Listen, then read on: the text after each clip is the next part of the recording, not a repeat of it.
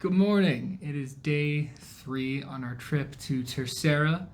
We are in Algar De Carvo, which we realized we were saying wrong early on in the trip. We found out the correct way to say it from our tour guide. And one of the things we wanted to talk about was how we actually ended up coming here, of all places. How did we find a little island in the middle of the Atlantic? Because we watch a lot of travel vlogs and we like to hear about how people ended up where they are and some of the really practical side of traveling. Like, what does it cost? Is this affordable for people to do? So Natasha found this trip and then showed it to me and we booked it and here we are. So she's going to tell you about how she found it. Yeah. Found it on accident, really. Wasn't necessarily looking for anything. The website Travel Zoo, which I think they have sites all over. We use the Canadian one, but I know they have US and UK ones as well. Came up as a deal on there to the Azores. Didn't know anything about the Azores. Checked into it, and the price was too good. We couldn't not do it. So we never even talked about coming to the Azores. No. It had never come up. We have a whole list of places we want to go, and this was never on our list. We've been to Portugal before. We did Lisbon for 3 days on our honeymoon and loved it. So we already knew we liked Portugal. So we figured, why not? I mentioned the price. So it was $1,400 Canadian. I think that's important in Canadian funds. So it would be cheaper for anybody in the US. So $6.99 a person, and that included our flights, our hotel, and breakfast every day, and all taxes and fees. And if you're sitting there thinking that's an amazing deal, you're right, it is an amazing deal. I decided I need to find out for sure if this is a good deal. So I went and tried to find flights from Toronto to Terceira, and I couldn't even find flights for less than that amount of money. So we saw that, and we just said, we didn't overthink it. We just said, we're going to do this. We're booking it. We're going to Terceira, and here we are. Yeah. Now, a lot of people, when we told them, they're like, wow, $1,400 a person? And we were like, no, total, 2 people, double. It was really affordable, and that's how we ended up here. Now, obviously, we added other things on, like some excursions, and we rented a car. I'm sure at some point in some of these videos, we will talk about those add-ons and kind of break down more costs. But base package, $1,400, both of us. Yeah, so super affordable trip. We haven't been anywhere really in a couple of years because of COVID. We went to New York for a brief weekend in October of last year, but this is kind of the beginning of a whole bunch of different trips we have booked this year, so we're really excited for that. And so far, it's been a great way to start traveling this year. So what we're going to do today, we booked a tour of this inactive volcano that exists on the island. So there's a number of them that basically this island is a bunch of volcanoes. All of them I think are inactive though, except for one that still has some steam and sulfur coming out of it, which should be interesting. So we're getting a tour of both of the 2 volcanoes that you can go tour. And you actually go inside this old lava tube, which should be really cool. So we have that later today. But right now we're going to go out and try and find a map because I also really want to I keep saying it's a round island. It's really more oval, but I really want to be able to show you what it looks like and give you a sense of where we are versus where everything else on the island is. So we're gonna go and do that now. All right, so we got a couple hours before we gotta go to our volcano tour. So we're gonna show you around some parts of the city that we saw on our tour and things that we think are really interesting. One of the really cool things, for me anyway, in the city is the statue of Vasco da Gama. Vasco da Gama, famous Portuguese explorer. He is very notable for being the first European to find a water route to India. He sailed around the Horn of Good Hope, or Cape of Good Hope in Africa. Forget the name right now, it's one of those 2. But he sailed around there, made it to India. The voyage was chaotic though. He left in 1497 with 170 men and 4 ships, and he got to India about 10 months later, stayed there for about 4 months, and then headed back. It took him an entire year to get back to Lisbon because he did not listen to the people in India who said, do not sail across the Indian Ocean right now. It's monsoon season. It's going to take you forever. And they were right and he was wrong. Of the 170 men he sailed with, only 55 approximately survived the voyage and returned back. Only 2 of the 4 ships ever made it back to Portugal. And the reason why the statue is here is because on the way back, his brother Paulo fell ill and actually died in the voyage. So he took a bit of an alternate route to come here and bury his brother at the monastery in the Azores. So the fact that this very famous Portuguese explorer came to the Azores is a big deal here, despite some of the controversy and well-regarded controversy around what his sort of legacy left, what he left in his wake, because that was the beginning of the age of imperialism, so not all positives, but still fascinating nonetheless. So literally right behind the statue of Vasco da Gama that you can't see, but I am pointing at right now, is this church. It was founded in 1498, and it was the first hospital in all of the Azores. The reason it's located here is because it's directly in front of the waterway. So sailors would come off the water to the hospital. Since then, it is now called the Church of Mercy, and we've been told it's really beautiful on the inside. Our tour guide told us that yesterday, but no one can get in. So unfortunately, we won't be able to know for sure, but it is beautiful on the outside. One interesting thing that we have learned in the Azores, in Terceira specifically, is you'll notice on some parts of it there's paint missing. Well, we've been told it's super difficult to paint big old buildings like this, and with all the rain and the wind that they get here, it doesn't happen very often, so sometimes the buildings look a little worn and weathered, especially out by the water, but you do what you can, and they only get painted every once in a while, but it's still beautiful, these pastel colors right by the water. And to really give you an idea how close everything is, there's Vasco da Gama. Here's the harbor. That's Mount Brazil, which we were up yesterday. And if we turn around, there's the church that we were just talking about, the old hospital. And then this street, if you go directly up this street, literally like a block and a half, is the town square. That is where our hotel is. So really, a lot of the main tourist attractions are very close together in town. I hope you're not a fan of big sidewalks, because these are tiny little sidewalks. This is how wide they are. Very, very small. You just gotta live with the traffic. We found an even narrower sidewalk. Just barely fit. Everybody here drives stick, but they've got to contend with enormous hills. I don't know if I can convey how steep the hill on this road is, but there's so much verticality to this city, and it's also very loud because of these cobblestone streets. So I don't know if you can even hear any of this, because every car driving down these streets, the sound just echoes in between all these buildings. One of the things we've noticed all throughout the island are these like ruins that just kind of get left the way they are, old houses that have fallen down. These ruins can be all yours for 20,000 euros. One thing we were told is that on Sunday, everything will be closed, and I imagine that's because everyone is at church.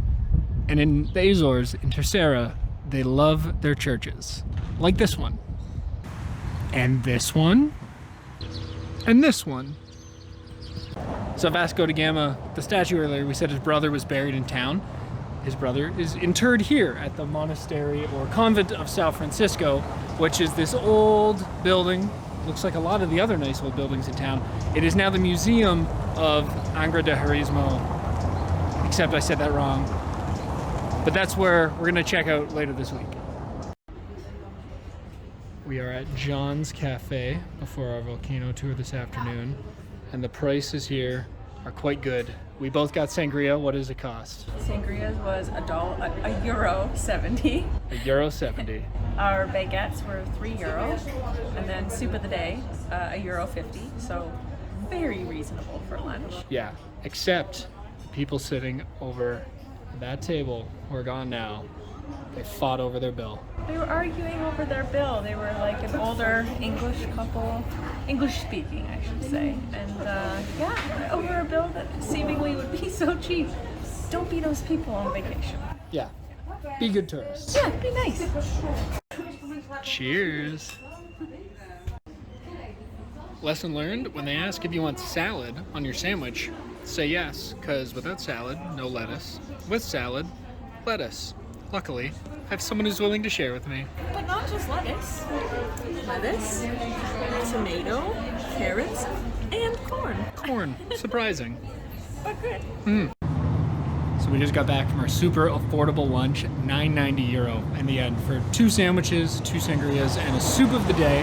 We're waiting at our hotel right now to get picked up for our tour of Algar De Carvo, and I think Gruta do Natal is the second lava tube or inactive volcano we're going to see.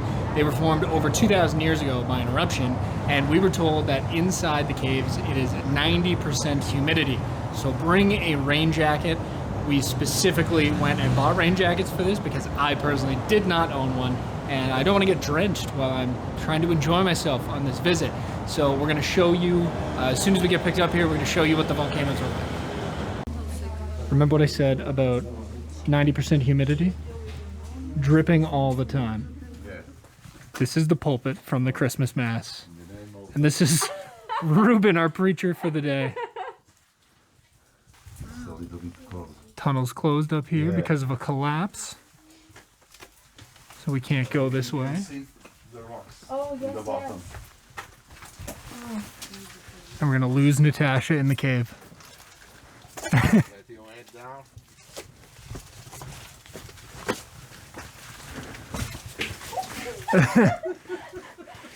She hit the roof.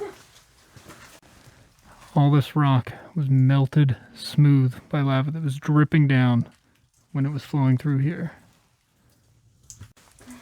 All right, got a shimmy here. This is as low as it gets. Probably gonna get super dark as I go through this. Okay, not so bad. Watch out. Oh. I made it. A little bit more. Oh, I made it. Whew. We're getting language lessons here from Ruben, our tour guide. That's Ruben. He is our tour guide today from Pro Island Tours.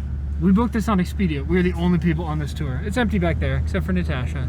Natasha, what do you think of the lava tube? That was so cool. I mean, we're never going to see anything like that at home, so. Yeah, absolutely. So that was Christmas Cave, and we are headed off to the next destination. We'll show you that when we get there.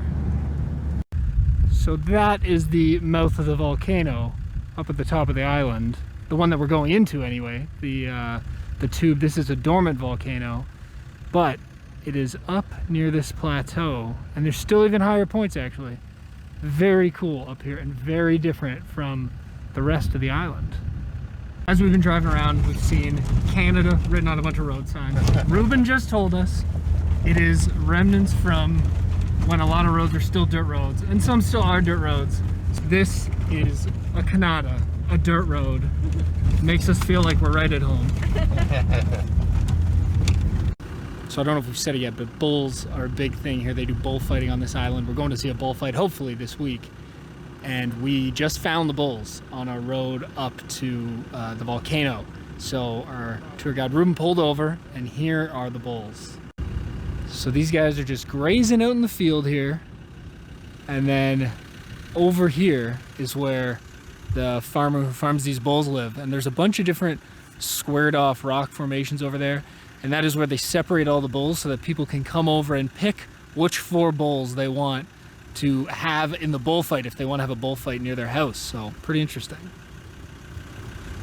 We are at Algar De Carvo, and we just found out that this is the rim of the volcano. So we are in the middle of the volcano, and we're gonna go over here and see this hole. That's where we're gonna be, down in where that hole is. Okay, farther than I thought. There's another ridge right here. It's hard to see, but we're going to be in the tunnel that is down in that ridge. We're in what looks like a World War II bunker tunnel, but is in fact the entrance to a volcano. Open your eyes and look above Oh yeah. and be impressed.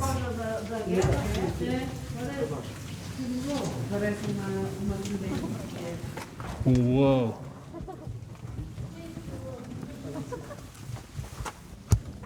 We made it. That's incredible. Oh my gosh. I don't even think you can get this on camera. Imagine being the first people to come down here. You gotta rappel straight down from this. All the way down.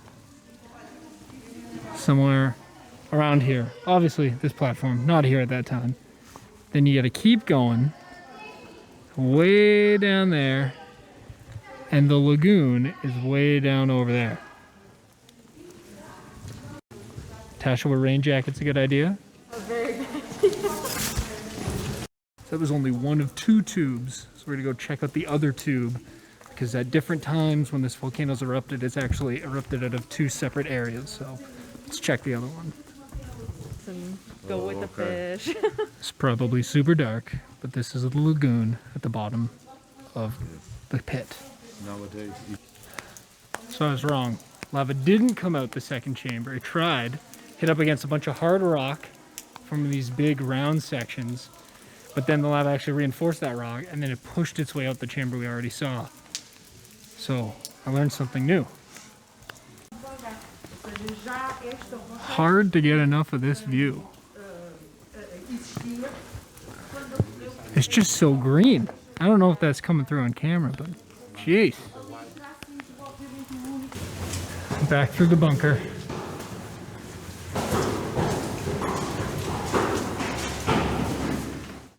How was your first volcano experience, Tasha?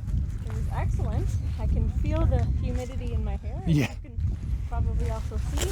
And if I sound winded, I am. That was a lot of very big steps to get back up to the top, but very much worth it. Yeah.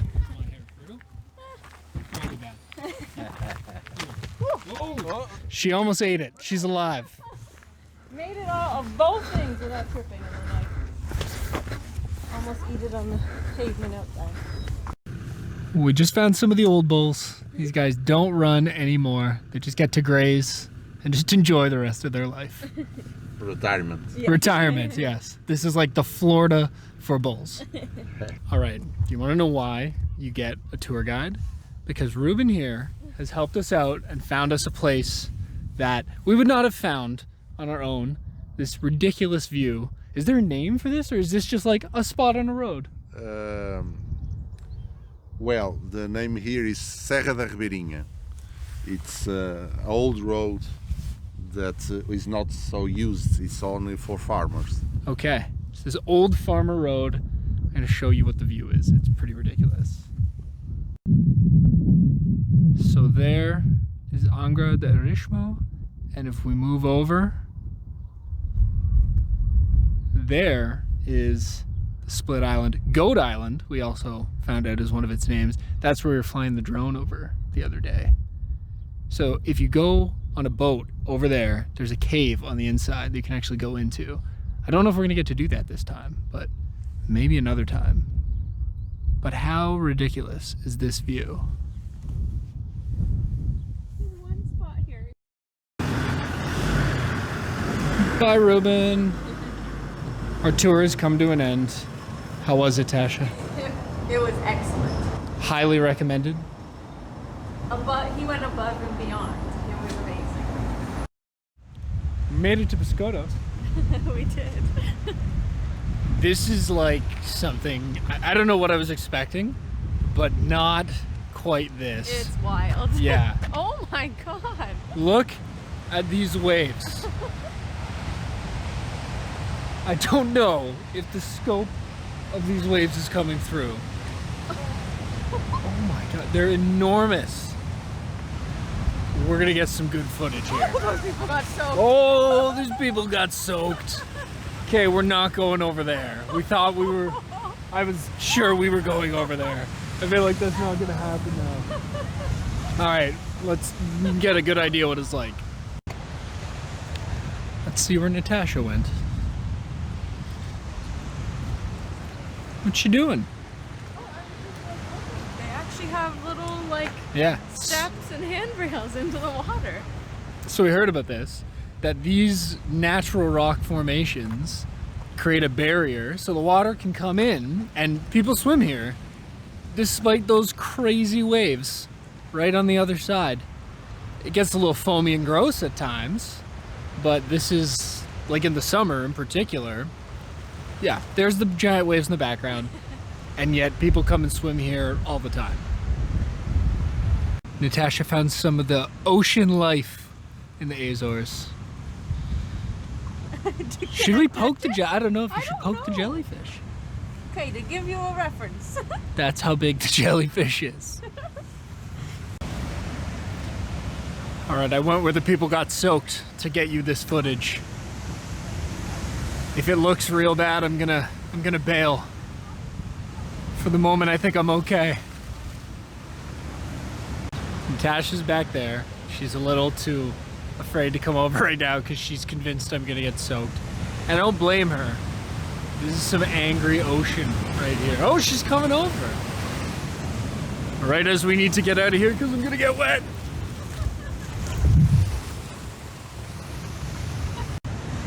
She braved it. She made it to the platform. I hate this. This is terrifying. But I'm here. Let's see how long this lasts. Oh no, that's a big one. That's a big one. All right, we found a spot where even bigger waves might show up. Yeah, okay. It doesn't seem like we'll get wet, right? No, we're not gonna get wet over here, don't worry. Okay. Famous last words. So it's not this way all the time because right over there, I don't know if you can tell, but somebody has painted something on the rocks. So clearly there are times when it's a little more relaxed than the anger that the ocean is showing today. So I forgot my sunglasses in the car, but that is a taste of Biscoitos. It is all these lava rock formations with insane seas coming in, causing for magnificent film, which is great for us. We're gonna come back though earlier in the day one day so we can get some drone footage if it's not so windy. I could probably fly in this right now, but it's late in the day. It's probably 7 o'clock right now or a little after that, and the roads here to get here are a little narrow, so we're not looking forward to driving on those in the dark. So we're probably gonna head back soon and have dinner. We'll come back here another day. Feeling a little salty, Tasha? Like, so salty. I wish I could convey how salty my glasses are. Wait, let me see if you can. Oh, I don't think you can see how salty they are. No, just. No. Oh,